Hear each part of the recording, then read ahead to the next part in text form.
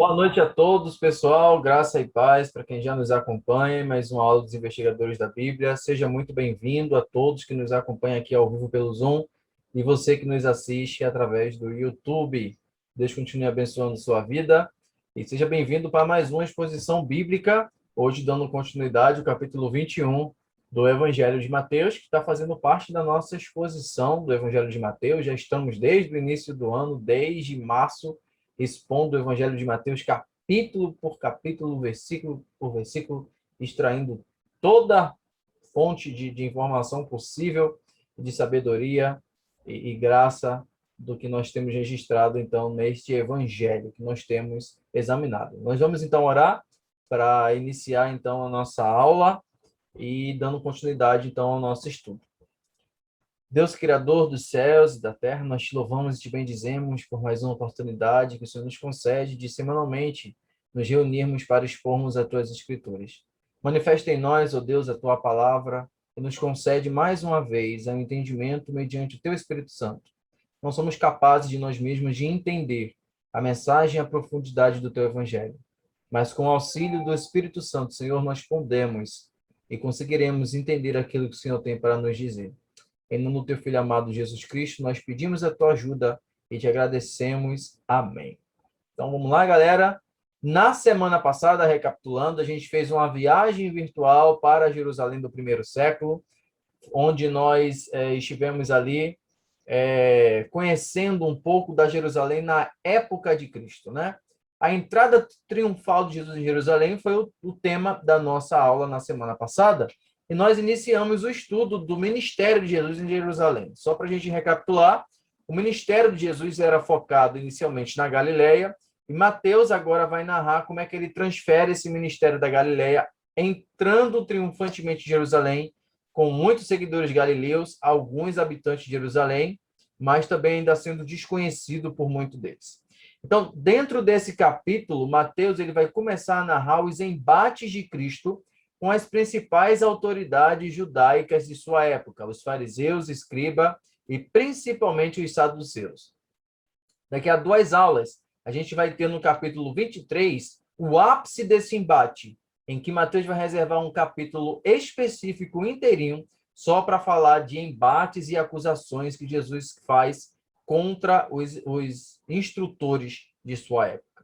Então, na semana passada, nós vimos a primeira parte desse capítulo e nós fizemos a exposição até o versículo 17, em que Jesus ele cura cegos no templo. Então, hoje a gente vai dar continuidade dos versículos 18 até o versículo 46, passando, então, por algumas passagens históricas e algumas parábolas que Jesus contou, ok? Então, vamos lá fazer a leitura. Você está com sua Bíblia aí na mão. A minha versão, eu continuo usando a NVT, então a linguagem pode ser um pouco diferente da sua, que nos acompanha, mas nós vamos estar explicando, então, o sentido de cada um. Vamos lá. Primeira parte, então, da aula de hoje é o texto do versículo 18 até o 22. Jesus amaldiçoa a figueira, né?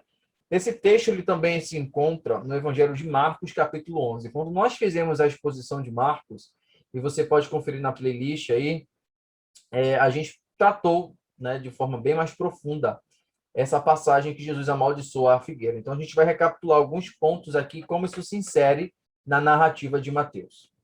Bom, de manhã, enquanto voltava para Jerusalém, né, Jesus ele terminou aquele seu primeiro dia em Jerusalém, foi para Betânia, onde ele normalmente ficava hospedado na casa de seu amigo Lázaro, e agora ele volta para Jerusalém de manhã bem cedo. No meio do caminho, ele encontra uma figueira à beira do caminho e foi ver se havia figos, mas só encontrou folhas. Então ele disse à figueira: nunca mais dê frutos. E no mesmo instante a figueira secou, né? Quando os discípulos viram isso, ficaram admirados e perguntaram: como a figueira secou tão depressa? Jesus respondeu: eu lhes digo a verdade. Se vocês tiverem fé e não duvidarem, poderão fazer muito mais. Poderão até dizer a este monte: levante-se e atire-se no mar. E isso acontecerá se crerem. Se crerem, receberão qualquer coisa que pedirem em oração, né? Então vamos lá, tem alguns pontos interessantes para a gente falar aqui que Mateus ele resume a narrativa de Marcos sobre esse episódio. Marcos ele dá muito mais detalhes do que Mateus, né? O fato de Mateus omitir alguns detalhes dessa narrativa não torna o relato de Mateus menos aceito, menos inspirado. Porque o objetivo de Mateus aqui era linkar diretamente essa passagem com a questão do templo. Porque, veja, Jesus acaba de sair do templo, né, na narrativa de Mateus, cura no templo, né, e ele é criticado por isso. E agora ele está se utilizando sobre a figura da figueira. Vamos entender que, naquela época, né, era aproximadamente ali um mês de Nissan ou de Abide, não era época de figueira florescer. Então, Jesus sabia que ele não ia encontrar frutos naquela figueira, porque ali não era a época em que havia ali as flores, né, antes do fruto. A figueira ela só vinha florescer lá em meados do segundo semestre do ano, né? Então, Jesus ele sabia que não ia encontrar fruto naquela figueira, mas mesmo assim ele quer ali fazer uma profecia e ensinar uma lição aos seus discípulos. Na narrativa de Marcos, Marcos vai dizer que Jesus vai tentar encontrar fruto naquela árvore e não encontra.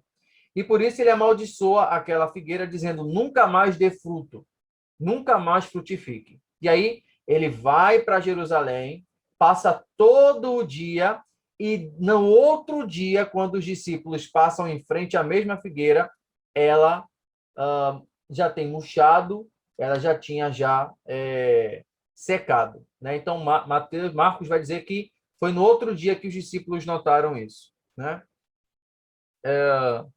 Mateus ele vai dar uma urgência, né? Ele vai resumir essa história e vai colocar ela mais rápida, né?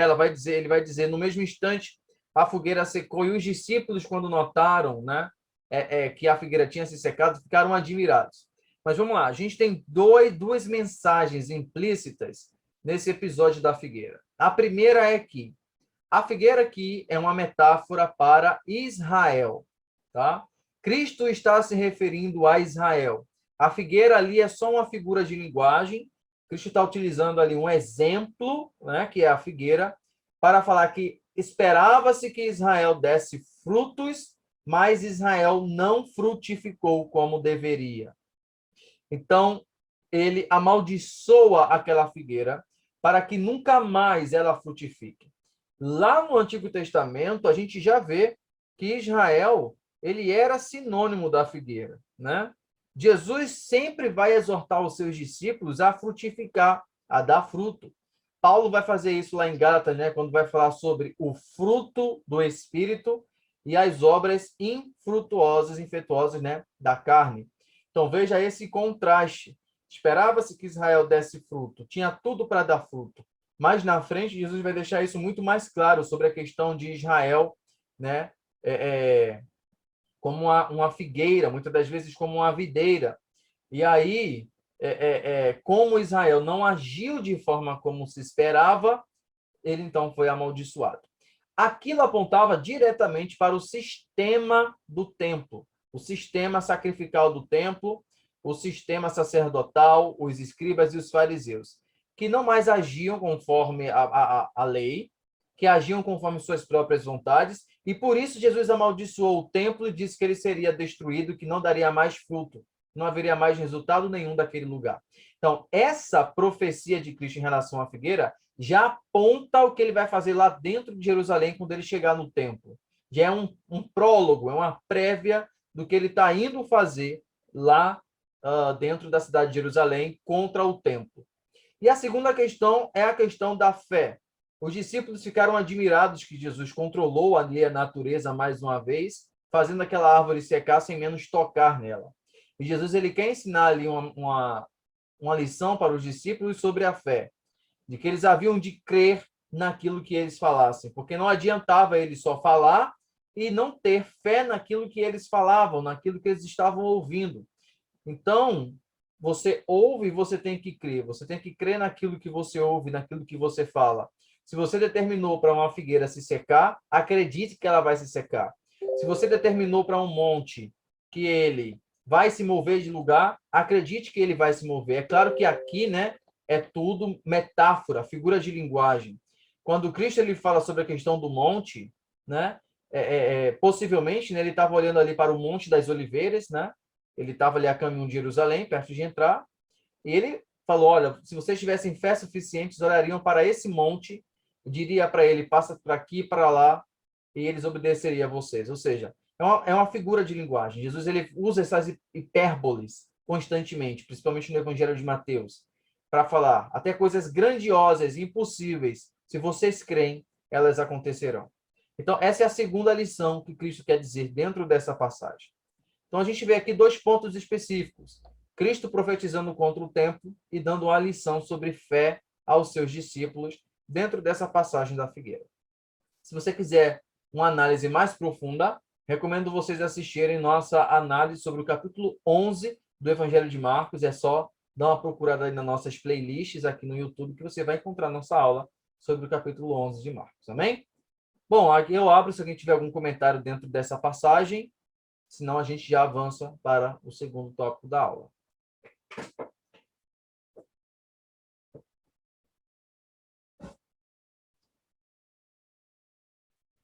Bom, partindo então para o segundo, agora a gente vai ter mais um embate, né, de Jesus com os fariseus. É a questão, então, da fonte da autoridade de Cristo. Quando Jesus voltou ao templo e começou a ensinar, os principais sacerdotes e líderes do povo vieram até ele e perguntaram: com que autoridade você faz essas coisas? Quem lhes deu esse direito? Vamos lá. Por que eles estão preocupados com a fonte da autoridade de Jesus? Primeiro que os principais sacerdotes eram saduceus. Haviam sacerdotes fariseus e sacerdotes saduceus, mas os principais sacerdotes eram saduceus. Os saduceus não eram muito próximos do povo, eles não tinham muita proximidade do povo, porque eles pertenciam a uma aristocracia sacerdotal. Eles eram os ricos, eles comandavam tudo. Eles eram alinhados com os interesses dos romanos, porque os romanos queriam a paz na Judéia, e para isso eles pagavam os saduceus, os sacerdotes, para manter a paz e os interesses do povo em equilíbrio e harmonia, né? Uma coisa que nunca foi alcançada na Judéia. Aquilo ali sempre foi um caldeirão pegando fogo, né? Nenhum procurador romano, nenhum prefeito romano queria ir para a Judéia. Aquilo era o último lugar do mundo que um romano queria ir, porque a Judéia era uma panela de pressão pronta a explodir. Então, assim, os interesses do povo, né, eram muito conflitantes com os interesses de Roma, principalmente com o surgimento de algumas seitas mais radicais, como os essênios e os zelotes, que surgiram um pouco antes do nascimento de Cristo, né? E vão se fortalecer ainda mais. Inclusive, um dos discípulos de Jesus era um membro radical zelote, né? Que era Simão Zelote, né? Era parte desse membro. Vamos lá. Então, os saduceus estavam preocupados com a fonte da autoridade de Jesus, porque eles eram a autoridade do povo. Os fariseus, que eram o partido mais próximo do povo, nunca tinham sido ameaçados, né? Esses líderes populares que vêm da Galileia, que vêm de Samaria, representavam uma ameaça para a aristocracia do tempo, porque muitas das vezes o discurso desses líderes galileus, eles são radicais. Judas, né, o Zelote, né, que fez uma revolta contra Roma no ano 6 a.C., ele era galileu, veio da Galileia, arrastou uma multidão e fez uma rebelião contra Roma e ele acabou sendo queimado vivo, né? Acredita-se que Barrabás, né, o que vai ser solto lá, né, o bandido Barrabás, era um político fervoroso da causa dos zelotes, que era contra a dominação romana, contra a presença romana, e pregava ali contra a dominação romana, queria a revolta armada, a revolução, né? Todo mundo conhece, e por isso ele foi preso, né? E, por outro lado, Jesus, que quer as coisas de um modo pacífico e tolerante, vai ser condenado no lugar de um revolucionário político ladrão condenado que foi solto pelo STF do primeiro século, ok?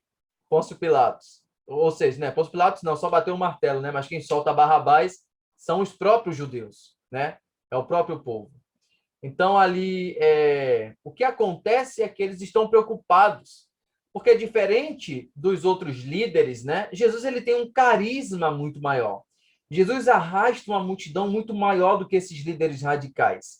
E Jesus faz coisas que essas outras pessoas não faziam.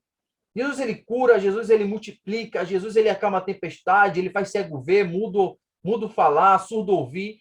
E essas coisas não são procedentes de doutrinas de homens. Ninguém em toda a Tanakh, ou seja, a escritura hebraica, fez essas coisas sem ter autoridade divina. Então, é uma pergunta meio retórica que eles vão fazer para Jesus, mas que eles precisavam ouvir. Então, eles perguntam, com que autoridade, no meio tom de deboche, você faz essas coisas? Quem lhe deu esse direito? Né? Uma coisa que mostra muito bem o fato deles fazerem essa pergunta para Jesus também é o nível de cegueira espiritual que eles estavam. Porque o fato deles verem todos os milagres que Jesus fazia, e as palavras, e a pregação de Jesus, eles não associarem com a palavra de Deus, já demonstrava que eles eram completamente cegos em relação à palavra de Deus verdadeira, o ensinamento. Porque qualquer um que visse aquilo, saberia que aquilo era de procedência de Deus.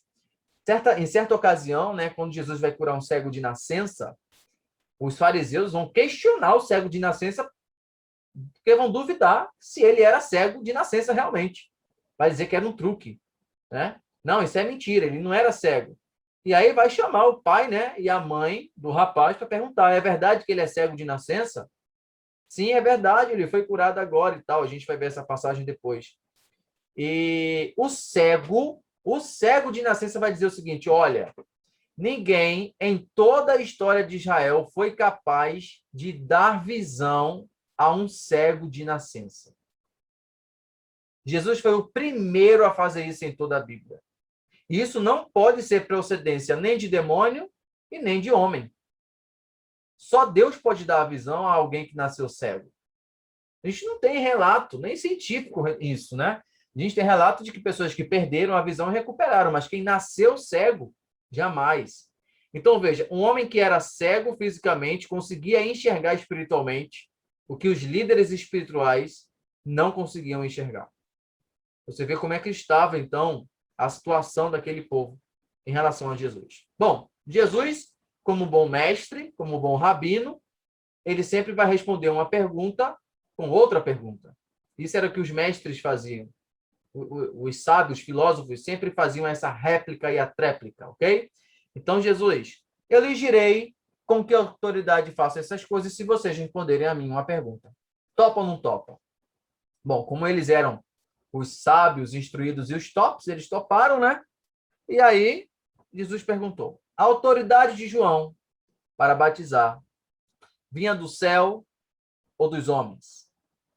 Por que essa pergunta ela deixa os fariseus e os saduceus sem saída? Vamos lá, vamos entender. Tendo como background tudo isso que eu já falei para vocês de como era a sociedade judaica da época de Jesus. Eles, antes de responderem, né, foram para o comitê deles lá particular para debater como seria a resposta. E eles pensaram, olha, vamos lá, nós nunca aprovamos o ministério de João Batista. Por quê? João Batista dizia que o Cristo vinha aí, João Batista pregava contra Herodes, Herodes é o nosso rei, é aliado dos romanos, nós também somos aliados dos romanos, queremos manter a paz. Então, se nós dissermos que o batismo de João era dos homens, o povo vai se questionar, então, sobre sua pregação, se era verdadeira ou não. Mas se dissermos, por outro lado, que era de Deus, o povo vai nos questionar porque nós não apoiamos, então, o ministério de João Batista. Então, era uma saia justa. E Jesus ele sabia muito bem como deixar os fariseus e os saduceus nessa saia justa. Porque qualquer resposta que eles dessem ali, eles iam sair mal diante do povo. Se eles falassem que era de Deus, o povo ia cair em cima deles e ia dizer por que vocês, então, não apoiaram e não ajudaram João em seu ministério. E se dissesse que eram homens, seriam atacados também pela multidão, porque todos que estavam ali presentes acreditavam em João e no seu ministério. João era profeta. E aí, a melhor resposta foi dizer, não sabemos. E aí, eles acham que vão se sair bem com essa resposta, não sabemos, do que com a resposta de dizer se era dos homens ou de Deus. Porque, vamos lá, se eu pergunto para um professor de matemática qual é a raiz quadrada de 12 e ele não me responder, como é que fica a credibilidade desse professor de matemática? Se eu pergunto para um professor de geografia qual é a capital da Alemanha e ele não me responder, como é que fica a credibilidade desse professor de geografia? Se eu pergunto para um mestre da lei, alguém que em toda a sua vida estudou as escrituras e reconhece o poder de Deus, ele me diz que não sabe se o ministério de um homem era de Deus ou do homem, como é que fica a credibilidade desse mestre da lei? Abaixo. Então, Jesus, nesse momento, coloca a credibilidade dele todos abaixo e ainda dá a resposta. Eu também não vou lhe responder de onde vem a minha autoridade. Então, vocês aí fiquem com essa dúvida na goela de vocês, embora vocês saibam de onde vem minha autoridade, só não querem reconhecer a precedência dela. Então, Jesus deixa eles meio que sem resposta, mas com a resposta. E ainda humilha eles diante do povo. Então, ó, perfeita conclusão de Jesus, perfeita réplica, tréplica. Ninguém vencia Jesus no debate, até porque não dá para vencer Jesus no debate, né? Lembra quando a gente estava estudando o livro de Jó, e Jó é discurso em cima de discurso, réplica, tréplica, Jó e seus amigos, até que chega Deus. Jó, quem é esse que ousa falar sobre meu conselho, sobre mim? Responde-me se for capaz. Agora, Jó, eu vou te mostrar uma série de coisas e no final você me diz se você vai ter argumento contra mim, e Jó fica calado. Bem sei que tudo podes, nenhum dos teus pensamentos pode ser impedido. Eu estava errado esse tempo todo. Então não dá para você competir com o próprio Deus, né? E é isso que Jesus estava querendo mostrar para eles. Bom, podemos partir para o próximo tópico. O pessoal está calado hoje, sem comentários. Então vamos prosseguir, então, a parábola dos dois. Jesus, Oi? Jesus gostava de dar tapa na cara dos fariseus. Numa figura de linguagem, sim, uma figura de linguagem, né? Vamos lá, a parábola dos dois filhos. Jesus agora vai contar uma parábola, com base no comportamento dos fariseus e dos saduceus. O que acham disso? Ele pergunta para o povo. Um homem que tinha 2 filhos disse ao mais velho: Filho, vá trabalhar no vinhedo. E o filho respondeu: Não vou, mas depois mudou de ideia e foi. Então o pai disse para o seu segundo filho: Vá trabalhar no vinhedo. E ele respondeu: Sim, senhor, eu vou, mas não foi. Qual dos dois obedeceu ao pai? Jesus então explicou, a multidão então respondeu, né? O primeiro. Jesus explicou: Eles digo a verdade. Cobradores de impostos e prostitutas entrarão no reino de Deus antes de vocês. Pois João veio e mostrou o caminho da justiça, mas vocês não creram nele. Enquanto cobradores de impostos e prostitutas creram. E mesmo depois de verem isso, vocês se recusaram a mudar de ideia e crer nele. Então vamos lá. A parábola que Jesus fala, né, sobre os 2 filhos, ela é muito didática e ela bate com os textos do Antigo Testamento. Dá uma olhada aí o que a gente tem em Ezequiel, lá em Ezequiel, capítulo 18. Ó, uma lida aqui para vocês. Ezequiel, capítulo 18, no versículo 21 e 22. Veja o que Ezequiel vai dizer lá. Mas se os perversos abandonarem seus pecados e obedecerem a meus decretos e fizerem o que é justo e certo, com certeza viverão e não morrerão. Todos os pecados que cometeram no passado serão esquecidos, e eles viverão por causa de seus atos de justiça. Desde o Antigo Testamento, a vontade de Deus é o arrependimento. A pregação de todo profeta de Deus é sobre arrependimento. De Ezequiel não foi diferente. João Batista, resume-se o ministério de João Batista em: arrependei-vos, porque é chegado o reino de Deus. Mas eles não creram na pregação de João Batista e escolheram não acreditar. E por isso, pecadores, depravados, os mais baixos da classe naquela época, né? Não haviam pessoas piores do que publicanos e prostitutas para a sociedade judaica. Publicano porque era ladrão, né? É como, infelizmente, é como a gente dizer hoje, político. Hoje em dia, a palavra político é associada a ladrão, mentiroso, pilantra. Infelizmente, a função do publicano não era roubar, era cobrar imposto, certo.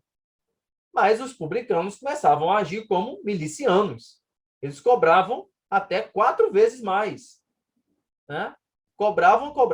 Então, eram associados o quê? Ladrão. Publicano é ladrão. E prostituta não precisa nem dizer. Então, publicanos e prostitutas eram o mais baixo da categoria social da época. E quando Jesus vira para os fariseus e para os saduceus e diz: publicanos e prostitutas vão entrar primeiro no reino de Deus do que vocês, Jesus está colocando eles numa situação pior do que um cachorro na Judéia do primeiro século. Porque o fato aqui não é a posição que você ocupa, não é se você é o primeiro filho ou é o segundo filho, mas se você faz a vontade de Deus, se você se arrepende dos seus erros. Os publicanos e as prostitutas são os filhos que disseram não a Deus. Não, nós não vamos te obedecer. Não, nós não vamos trabalhar na tua vida. Mas depois se arrependeram e foram. Enquanto que os fariseus e os saduceus, os escribas, os judeus que ouvem a Cristo, ouvem a palavra de Deus e dizem, vamos cumprir a lei, vamos obedecer a lei, vamos cumprir tudo, acabam que não fazem. Falam uma coisa, são uma coisa no falar, na sua pregação, mas sua forma de viver, sua forma de praticar aquilo que diz é totalmente outra. Então, eles não obedecem, eles não agradam ao Pai dessa forma. Então, Cristo, mais uma vez, está expondo a triste realidade em que aqueles líderes espirituais se encontravam. Hipócritas, né? Ele vai dizer essa acusação várias vezes lá no capítulo 23. Vocês falam uma coisa, mas não fazem. E aqueles a quem vocês rejeitam e oprimem, esses vão ter prioridade no reino dos céus, porque se arrependeram antes de vocês.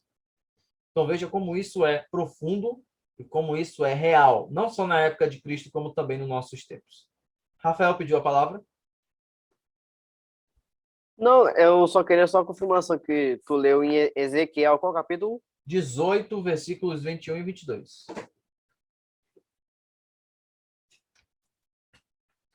O texto de Ezequiel, ele já antevia, ele já dizia, né, como era o comportamento, né, de Deus em relação àqueles que se arrependem.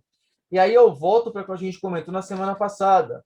Jesus, amigo de ladrões e prostitutas? Sim.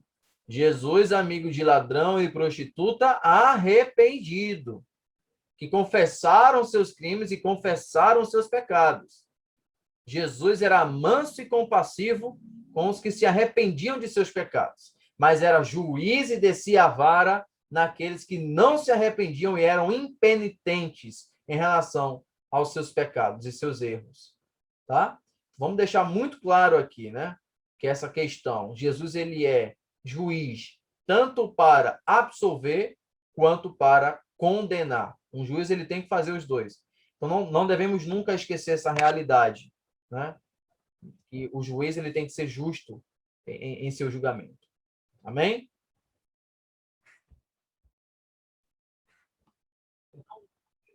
Com a exposição, agora a gente tem o versículo 33 até o 46, que é a última parte do capítulo 21, em que Jesus vai contar a parábola dos lavradores maus. Ok? Vamos lá.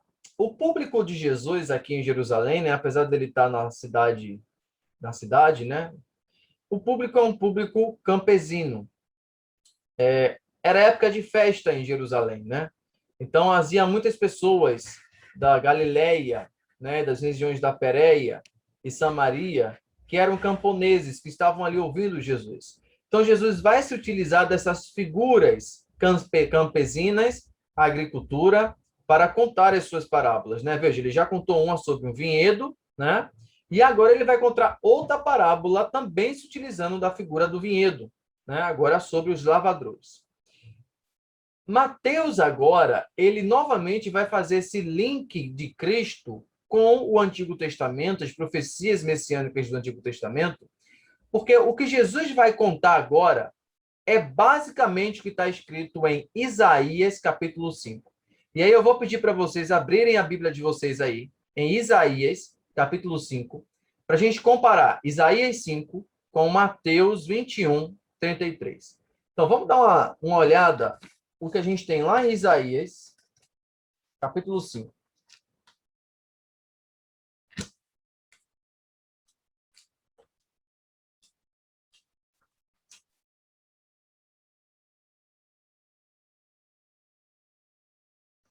É um cântico sobre o vinhedo do Senhor. Isaías, né, num cântico profético, vai relatar, é um capítulo bem extenso, mas a gente não vai ler tudo não, tá?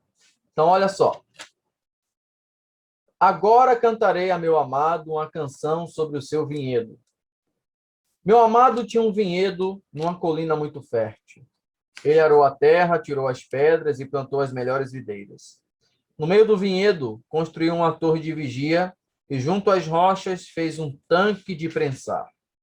Então esperou pela colheita de uvas doces, mas o vinhedo só produziu uvas amargas. Agora, habitantes de Jerusalém e Judá, julguem entre mim e meu vinhedo. O que mais poderia ter feito por meu vinhedo que já não fiz? Por que, quando esperava uvas doces, ele produziu uvas amargas? Agora lhe digo o que farei sobre meu vinhedo. Removerei suas cercas e deixarei que seja destruído. Derrubarei seus muros e deixarei que seja pisoteado. Fará dele um lugar desolado, onde as videiras não são posadas e a terra não é capinada. Um lugar cheio de espinhos e mato. Darei ordem às nuvens para que não derramem chuva sobre ele. A nação de Israel é o vinhedo do Senhor dos Exércitos, e o povo de Judá é seu jardim agradável. Ele esperava colher justiça, mas encontrou opressão. Esperava colher retidão, mas ouviu gritos de angústia. Então, tendo isso em mente, vamos comparar agora com Mateus 21, versículo 33. Agora, ouçam esta parábola. O dono de uma propriedade plantou um vinhedo, construiu uma cerca ao redor, um tanque de prensar e uma torre para o guarda. Depois, arrendou o vinhedo para uns lavadores e partiu para um lugar distante. No tempo da colheita da uva, enviou seus servos a fim de receber sua parte da colheita. Os lavadores agarraram os servos, espancaram um deles, mataram o outro e apedrejaram o terceiro. Então o dono da propriedade enviou um grupo maior de servos para receber a parte dele, mas o resultado foi o mesmo. Por fim, o dono enviou seu filho, pois pensou: certamente respeitarão meu filho. No entanto, quando os lavradores viram o filho, disseram uns aos outros: aí vem o herdeiro da propriedade. Vamos matá-lo e tomar posse desta terra. Então o agarraram e o arrastaram para fora do vinhedo e o mataram. Quando o dono da terra voltar, o que vocês acham que ele fará com aqueles lavradores? Perguntou Jesus. Os líderes religiosos responderam: ele os matará cruelmente e arrendará o vinhedo para outros, que lhe darão sua parte depois de cada colheita. Então Jesus lhes disse: vocês nunca leram nas Escrituras a pedra que os edificadores rejeitaram? Esta se tornou pedra angular. Isto é obra do Senhor e é maravilhosa de ver. Eu lhes digo que o reino de Deus lhes será tirado e será entregue a um povo que produzirá os devidos frutos. Quem tropeçar nesta pedra será despedaçado, e sobre quem ela cair será reduzido a pó. Quando os principais sacerdotes e fariseus ouviram essa parábola, eles entenderam que eles eram os lavradores maus a quem Jesus se referia.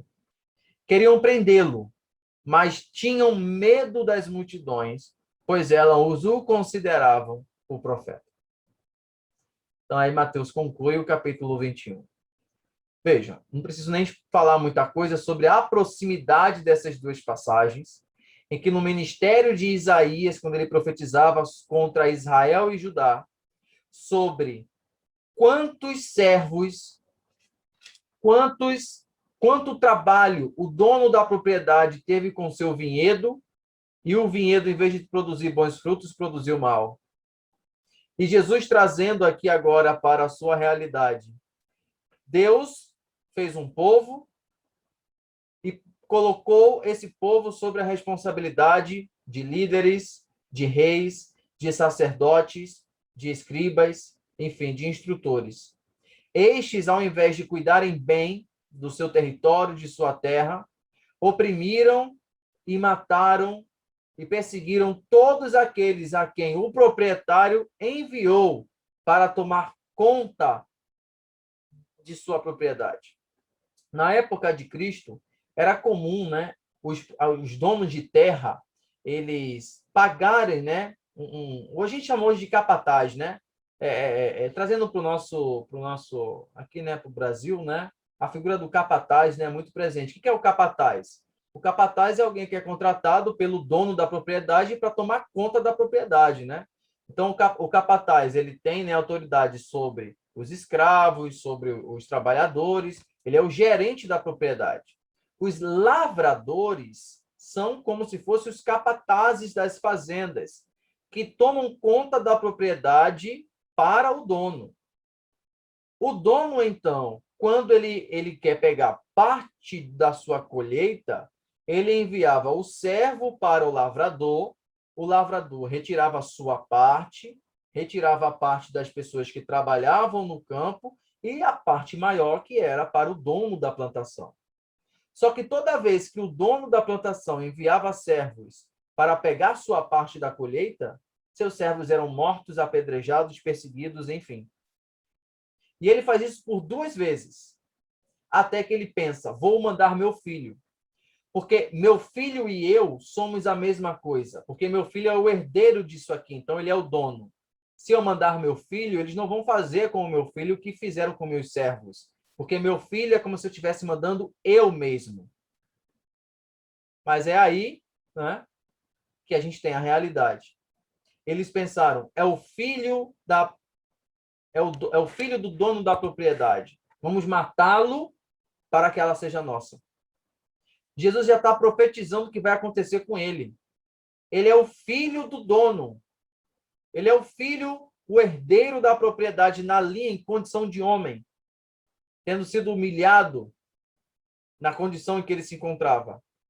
Então, ele foi enviado por Deus como o último recurso, como a última chance para aquele povo. E a realidade é tão clara que Jesus não precisa nem explicar. Os fariseus e os saduceus já entendem que eles eram os lavradores maus e que eles haveriam, certamente, de matar e de prender o Filho de Deus, que foi enviado como último recurso para a salvação da humanidade. Então, vocês podem ver muito claro. E Jesus aí, ele cita o Salmo 118, versículo 22 e 23. O Salmo 118 é o meu salmo preferido da Bíblia. Ele é lindo, né? Ele é um salmo messiânico, ele aponta diretamente para Cristo, né? Ele é o meio da Bíblia. Tá? O Salmo 118 é o meio da Bíblia. Se a gente dividisse a Bíblia no meio, seria o Salmo 118, tá? Literalmente, né? Baseado em números de capítulos e versículos.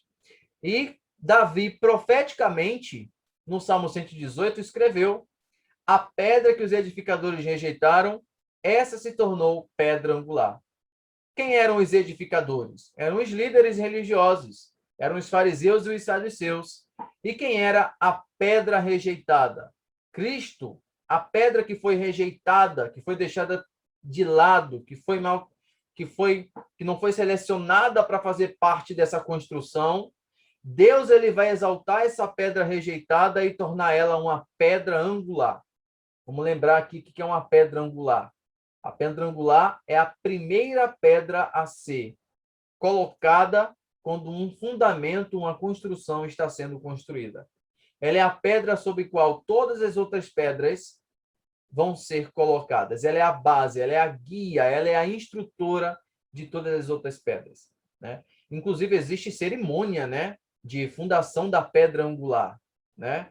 Quando igrejas vão ser construídas, templos, tem uma cerimônia, né, a pedra angular, né? As igrejas batistas têm muito esse costume, né, de ser a pedra angular da igreja, simbolizando o início da construção. Então, Cristo, profeticamente, ele cumpre essa profecia de Davi, a pedra que os edificadores rejeitaram, mas que se tornou cabeça da esquina. E o Senhor que faz essa obra e é maravilhosa aos nossos olhos. Então, Cristo, nessa forma, conclui mais uma vez uma acusação contra os líderes religiosos de sua época. E dali para frente a coisa só vai piorar, só vai esquentar, né? Essa realidade, esse embate entre Cristo e os fariseus só está começando. E o ápice vai ser a prisão de Cristo, cumprindo, assim, não só a profecia de Davi, mas também a profecia do próprio Cristo sobre o que aconteceria com ele futuramente. Amém? Semana que vem tem o capítulo 22. Tá? Vamos iniciar o capítulo 22. Tem bastante coisa para a gente falar também. E aí a gente vai se encaminhando para o final do ministério de Jesus em Jerusalém. Até quando a gente chegar no capítulo 24, quando a gente for falar sobre a vinda de Cristo, o que Cristo profetizou sobre sua vinda. Aí se preparem para bugar vossas cabeças e confundir as vossas mentes com os capítulos 24 e 25 de Mateus. Será que vai ser pior que Daniel? Eu acho que vai ser no mesmo nível, até porque Jesus vai citar Daniel no capítulo 24. Então, te prepara aí. Então, Misericórdia. Gente, não vamos todo mundo ter pesadelo, não. Vamos voltar a ter pesadelo com bode voando, cabra. Aí a gente vai se preparando aí. Vamos lá? Vou pedir, então, aqui, quer dizer, agradecer, né, a presença de quem nos acompanhou e quem nos acompanha pelo YouTube, né? Tem um pessoal que sempre está mandando mensagem para a gente no Instagram, acompanhando o nosso curso sobre período intertestamentário. Então, ó, curso sobre período intertestamentário. A página do Instagram e do Telegram está tudo aqui no link da descrição do vídeo. Tá? Então, você pode acompanhar não só o nosso curso, mas uma playlist de várias aulas aí que a gente tem do Antigo e do Novo Testamento, ok? Então, eu vou pedir para a Betânia orar para a gente encerrar a aula e nos despedir aqui em oração. Vamos orar. Senhor, Pai amado, Pai querido, Senhor, neste momento, Senhor, vemos aqui, Pai amado, só te agradecer, Deus. Te agradecer, meu Pai, por essa rica oportunidade de estarmos aqui reunidos, Pai querido, por mais um dia, Senhor, mais uma noite de estudo, Senhor, que estamos aqui na Tua presença. Eu te agradecer, meu Deus amado, por ter esse Senhor que nos basta. Senhor, eu te peço, Pai querido, sobre a vida de cada um, meu Deus, que aqui estão, aqueles que participaram, aqueles que não, e aqueles que vão ouvir, Jesus querido, amados, esse curso. Pai querido, que o Espírito Santo possa penetrar no entendimento, Pai querido, amado, as suas mentes, para que eles possam receber a verdadeira lição, o verdadeiro ensinamento, Pai, que é a Tua palavra. Abençoa, Pai querido, a vida de cada um, a vida do professor, a vida do professor que está ministrando esse trabalho, que o Senhor possa cada vez mais abençoar a vida dele, que ele possa crescer na Tua presença, que ele possa ter visão espiritual, que a Tua graça possa derramar sobre a vida dele. Abençoa a cada um e nos dás uma noite de paz e abençoar. Pai amado, eu te agradeço por tudo, em nome de Jesus. Amém.